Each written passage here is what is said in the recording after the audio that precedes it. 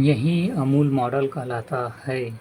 अमूल की सफलता से उत्साहित होकर सरकार ने 1965 में डॉक्टर वर्गीय कुरियन की अध्यक्षता में राष्ट्रीय डेयरी डेवलपमेंट बोर्ड की गठन किया।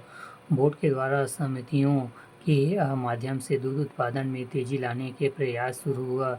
इसे ऑपरेशन फ्लड का नाम दिया गया। इसी अमूल मॉडल के परिणाम स्वरूप भारतवर्ष 1998 में विश्व में दूध उत्पादन में प्रथम स्थान पर था। 9वां, भारतीय कृषि के विकास में हरी क्रांति की भूमिका स्पष्ट कीजिए। उत्तर भारत में हरी क्रांति की शुरुआत वर्ष 1966 से 67 में हुई थी। भारत में हरी क्रांति के जनक डॉक्टर S.M. स्वामीनाथन हैं। भारतीय कृषि के विकास में हरी क्रांति की भूमिका निम्नलिखित है। पहला, खाद्यान्न के उत्पादन एवं उत्पादकता में भारी वृद्धि हुई। 1965 से 1966 की तुलना में 2000 से 2001 खाद्यान्न के उत्पादन में 175% की वृद्धि। दूसरा, गेहूं के उत्पादन में सर्वाधिक लगभग 6 गुना 562% वृद्धि दर्ज की गई। तीसरा, चावल उत्पादन में 3 गुना वृद्धि की। चौथा, भारतीय कृषि में अधिक उपज देने वाले बीजों का प्रयोग, सिंचाई सुविधा का विस्तार, उर्वरकों एवं कीटनाशकों के प्रयोग, आधुनिक कृषि उपकरण एवं तकनीक का प्रयोग हरी क्रांति की देन है। उत्तर की शब्द सीमा 100 अंक 8। प्रश्न 10, भारतीय मानसून की उत्पत्ति में जेट स्ट्रीम की भूमिका समझाइए। उत्तर, भारतीय मानसून की उत्पत्ति में जेट स्ट्रीम की भूमिका। भारत में आने वाले दक्षिण पश्चिम मानसून का संबंध उष्ण पूर्वी जेट स्ट्रीम से है। यह 8 अंश से 35 अंश उत्तरी अक्षांश के मध्य चलती है। उत्तर पूर्व मानसून का संबंध शीतकालीन मानसून एवं उष्ण पश्चिमी पछुआ जेट स्ट्रीम से। यह 20 अंश से 35 अंश उत्तरी एवं दक्षिणी अक्षांशों के माध्यम चलती है।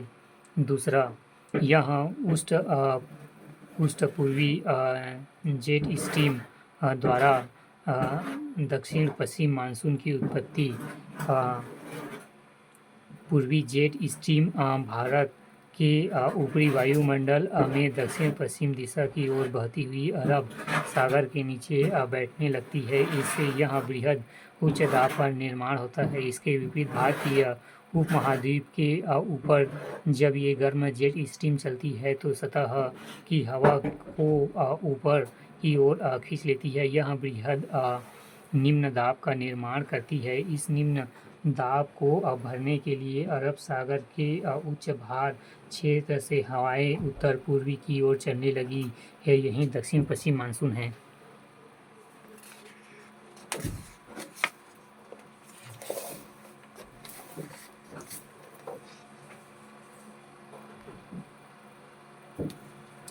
दूसरा, पछुआ उष्पोषण पश्चिमी जेट स्ट्रीम द्वारा उत्तर पूर्वी मानसून की उत्पत्ति। पश्चिमी जेट स्ट्रीम ठंडी हवा का स्तंभ से है जो सतह पर हवाओं को अधिक धकेलता है। इससे सतह पर भारत के उत्तर पश्चिमी भाग में उच्च दाब का निर्माण होता है। ये शुष्क हवाएं बंगाल की खाड़ी तुलनात्मक रूप से तापमान